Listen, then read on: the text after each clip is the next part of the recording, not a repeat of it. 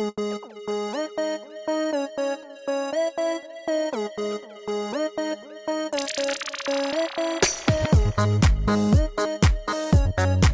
everyone, welcome to the Footy Fantasy EPL fan debate. I have with me here EJ Inekwa, who's an Arsenal fan, and we're here to talk about three hot topics from the English Premiership currently. Which manager is getting sacked is the first one. Is this their year? Which is the popular saying we have for Liverpool fans, and is it going to be sorry ball or sorry ball all season for Chelsea? And EJ is going to kickstart our debate. EJ, so which manager is getting sacked? And please don't tell me it's our favorite, Mourinho. Okay. Of course, I really think Mourinho is going to get sacked first. And I say that to say, I think after the Tottenham game on Monday, when they will lose that match, I'm pretty sure like the pressure is going to be on him. Everyone's going to be going for his head. The team is just not cohesive right now. And Pelé is not saving them the way he saved them last year. I'm pretty sure they're going to lose that match. And everyone's going to make sure that, that's when the proceedings are going to start. And he's going to be sacked. And also, historically, he always gets sacked in the third year. Did you know Tottenham has the worst record of any EPL side in the EPL history? They've lost 21 of the 24 games they played, or 25 games they played in Old Trafford. You know that, right? Did not know that. So let me give you more history. For the past 4 seasons, Tottenham has not scored an away goal at Old Trafford, and have lost all 4 games in Old Trafford. You do know that, right? As much as I hate to say this is their year to break all that. And we've been saying, last year I actually said the same thing. I remember last year that but last year they had no business losing that match. Wait, what was the score last year at Old Trafford? 1-0. They lost 1-0. Yeah, that shouldn't have. So I'm pretty sure this year that will be a bit. Yeah. And look, my closest second is Pellegrini. I think after losing to Arsenal today, they're not really doing what they thought he would do. And I feel like West Ham is one of those teams that will, kind of the way Crystal Palace did last year, where after 4 games, they lost 4 games, they could just sack someone, brought someone else in. I'm pretty sure that they will be willing to do that. I think with Pellegrini under coaching help. I'm pretty sure he will probably be a close second. But Mourinho. Okay, we know EJ. We know the beef you have for Mourinho. My opinion, I agree with you. Pellegrini is my first option. I think he spent a lot of money, and West Ham have thrown a lot of money trying to get success. They got an experienced coach in Pellegrini. They got very good players. Felipe Anderson, I think, is a very good midfielder. He played well in his past 2 games, especially today against Arsenal. I think their main problem is they don't know how to defend. They play this high line thing, and there's so much space behind their defense, and I think they're gonna lose a lot of games starting out, just because first they lost to Bournemouth, right? I can understand losing to Liverpool and Arsenal away. That's kind of expected, but they lost to Bournemouth. And the problem I have about them is they're playing as if they're like a top 6, top 8 team, attacking so much and thinking they can win games by scoring a lot of goals. The problem I see about West Ham is their strike force is so dependent on Arnautovic. Everybody around that team just gives the ball to Arnautovic. Everybody else is pretty much haphazard type players. So if they don't fix their defense, I'm surprised Pellegrini hasn't seen that. I think he's going to get sacked first, just because of the fact he spent a lot of money. Close to $100 and something million on players alone, on players who look like, apart from Felipe Anderson, who I've seen like, okay, he looks like the real deal. Every other player, but looks I know it's still early days, but they just look beat part players. So I think Pellegrini, second is going to be my second choice Huddersfield's coach, just because I think they look really clueless as a team. They create nothing going forward. They look really bad. Apart from the 6-1 dropping against Cardiff today, they didn't create any chances. Watching them, and they had maybe 0 shots on goal. They look really bad, and they look like a team that's going down pretty quick. That's my opinion. I think Jose is going to ride the ship. I have very deep thoughts and issues about the Jose Mourinho issue. I think it's multi-layered right now. I think some of it is not his fault. It's been a long-term problem stemming from Glazers and Ed Woodward, which a topic for another day. However, I think he's just going to go back to what he knows how to do best. You know, a big game, backs against the wall, everybody expects him to fail. He's just going to pack the bus, block the channels, and just try to nick a goal from a set piece or from a breakaway. As he knows how to do, he's going to go back to his trusted lieutenants. He's going to bring back Matic, Young, and Young go back to left back. He's going to play three at the back. He knows how to win this kind of games. You know, however, if I'm going to call it, I don't think he will last to the end of the season.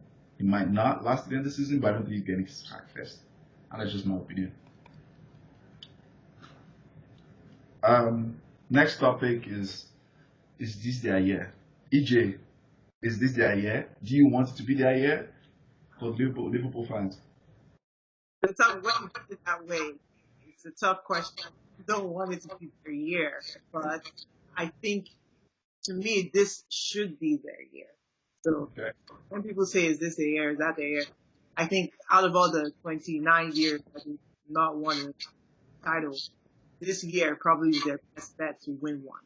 I say that because this year they didn't have that many issues apart from their defensive issues that were glaring last season, the season before last. And the fact that they dropped so many points, their goalkeepers weren't reliable. Now they have this new guy, they have Van Dijk, they have some of these newer players that they bought in the midfield, Keita and all of them. I think we can count on them to score their goals. And just recently, we're now counting on them to defend well. Their closest rivals to City, clearly. And City, I don't think, can be that. City is basically not going to replicate what they did last year. But we've already seen some cracks. And today was unlucky for them. But to me, this kind of unlucky game never happened to City last year. In fact, they were winning games like this. Or they would have won a game like this today that they drew. So dropping points this early for them just leads me to believe. And I've always felt like, I've thought this year that City would drop points. Did you remember that, just to interrupt you, do you remember that City dropped points last year too, at this point? They dropped points, not at the beginning of the season. Beginning of the season. 13. Yes, at home. Which Now, is worse. Second game, I think. Okay, second game. Yes, at home. So just clearing that, putting that out. Okay, go ahead. But remember, like City, last year, the expectations for City was very high. Like, even before the season started. Because we were like, okay, Pep is going to figure out this league, and we're expecting him to do, like, well. We didn't know they would do everything they did, but we expected a lot from them. Correct. Huddersfield? Which team was this? What team did they play today? They played Wolves. Wolves, yeah. No, Wolves took it to them. Like, we're acting like if Wolves said that they weren't going to play today. Wolves didn't say they played with City. If every team plays with City, what's going to happen? You know? And I think people are going to be less afraid of that the way they were last year. Last year it was all fear. Liverpool has showed us the blueprint, and I'm pretty sure people are going to follow suit. I just think that Liverpool will be the team to beat this year, and they should be winning the league. Yeah, you raise fair points. I agree. Liverpool as a team, even though I hate to say, being a Manchester United fan, but they look. Klopp has got that team playing in his style. They like Gegen pressing. Everybody who plays in that system, they seem to understand. Even when they make changes, Shaqiri comes in. What's that other guy that's always injured? Can't remember him right now. But they have a storage, as the name storage. When they play, they have like a plug and play. Anybody that comes, regardless of which player, they have a system. They fixed their glaring problems, like you said. Alisson is a very good keeper. Yeah, I think he had stopped the most amount of shots in Champions League of last season. He's a very good keeper. He's also a decent super keeper. He uses the game very well. I think Van Dijk has been the biggest impact in Liverpool. Just the way he organizes that defense. Like you said, the stats are there. You know, they've considered the least amount of goals since he came in the whole of the Premiership. Since he's been there, they are winning goals now. They are winning games with 1-0, getting clean sheets. So I think Liverpool is a big threat to City. I agree. I think the time is going to be closer. I just think when, like I always say, when the cup games start and when they have to play every other day, 3 days, and he has to rotate, I don't think Liverpool have identical substitutes. And I think that's where City is going to edge them. And when I mean identical substitutes, I always like to clarify what I mean by that. The difference in quality from their first 11 to their bench for City is way closer. You know, like Mahrez can come up for Bernardo Silva, Sane can come up for Sterling. It's closer. Company can come up for Laporte. It's closer. I think Liverpool, the difference in their first 11 and their bench is a bit far apart. And I think that's where they're going to struggle when they have to start rotating. And that's just my opinion. And any type of injury whatsoever, even if it's 3 weeks, a month, to Van Dijk, they're going to drop points. You can see it clearly. He's the one who organizes that back four. And they're still a bit vulnerable with set pieces. So I just think City will grind out those games better just because of the fact that they have more depth. Especially when Kevin De Bruyne comes back, they have more depth than Liverpool. So I think Liverpool will finish second. I have them finish second. And I think they'll push City close because we know City are not doing 100 points. That's not going to happen. They probably end up like early 90s, but I think Liverpool will just fall off like 7-8 points below them. But yeah, that's just my opinion. Sorry ball, the last topic. Or is it going to be sorry ball for Chelsea all season? I read that he wants it in an interview that he conducted or they conducted with him. He wants his defense players to like focus more on the ball than on the play, which I thought was interesting because most people are like, either you're doing zonal marking or something that you have man marking, but most people are not like focusing on the ball in that way. And it just seems like it'll be difficult to teach people who are already practicing a certain way, you know. But I think it will take time for his methods to come through. He's won the last 2 games. The last game he won was against Arsenal, which I think in the first half probably a little lapse of concentration from Chelsea. And that game should have been 5-2. It ended up being a draw in the first half. And then second half, that was anybody's game at that point. But so it does tell me that if they're not like in tune with themselves, that they can drop points easily. And that his method isn't like even though it's newer for them, it's changing their personnel a little bit. Like, I feel like even they lost their goalkeeper. Maybe they didn't need him for this. Like, you know, like maybe they could have done without, they're doing well without Courtois. Conte is moving to the right, whereas he used to be more in front of the defense. He used to be more middle. I haven't seen Fabregas. I think Fabregas played this year. I don't know. Oh, I think he's still injured. I think. He's injured? Okay, that's a different problem. So, yeah, I think we'll see some nice things. I just don't know about the consistency. I don't know about the longevity of that. And even when he was in Napoli, he won his games. He did well. They finished second, but he didn't win. So to me, that just tells me that they're going to probably do well. Maybe, I don't think they can crack top 3. I have them coming in, but now that I'm seeing a little bit more things, I'm thinking maybe if they can gel together, they can do what he wants them to do, then they can probably enter that top 2 ahead of Tottenham. Okay. I agree. I think Sarri ball. I've started seeing some effects of it because of his trusted soldier that he brought along with him to Chelsea, Jorginho, who's like a deep line playmaker, some type of register, who sits and like controls the tempo of the game. I also think moving Kante out wide is something that if he doesn't fix quickly, he might come back to haunt them. Because I think Conte sitting in front of that back four gives them that protection which they need. Also, I think they play this high line where there's a lot of space behind the ball, which is because one, their left back Alonso overlaps a lot, and leaves lots of space behind.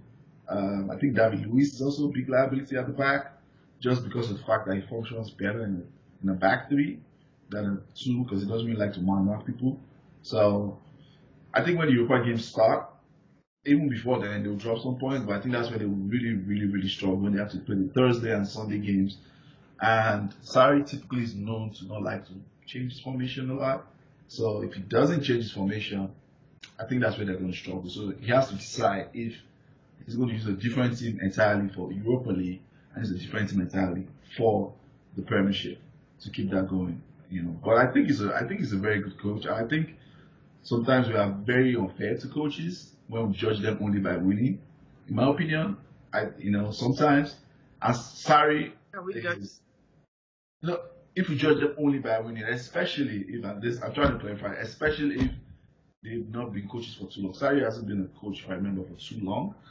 In the Italian league, he got Napoli playing in a style and a system that everybody admired, attacking football, which some sort of solidity in the midfield, where they control the ball. They won't have the ball every time, and they press you high and try to win the ball back. So I have Chelsea coming up third. That was my prediction, finishing third, and I'm probably still sticking to it, but I won't be surprised if I see them end up fourth or fall out of top four. That's my opinion about Sarri ball. As far as he doesn't, smoke, finish all the packet of cigarettes during the game while coaching. Does he smoke while he coaches? But I don't know if he still does in England. No, they don't. I think it's not allowed. So what he does, he chews on nicotine. I think that's what I heard he does. Chews on nicotine. So he needs an intervention. Smoking is bad. Okay, we've come to the end of our first video podcast, the Footy Fantasy Fan Debate. Thanks, EJ, for joining, and we're going to look out for more of our episodes on YouTube, on Twitter, on our website, footyfantasy.com, and more of our video podcasts are coming out. Thanks.